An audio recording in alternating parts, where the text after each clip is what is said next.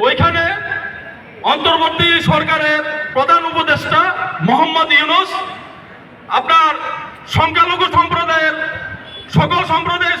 সম্প্রদায়ের লোককে আশ্বাস দিলেও আপনারা দেখতে পাচ্ছেন যে সোশ্যাল মিডিয়াতে আমরা বাংলাদেশের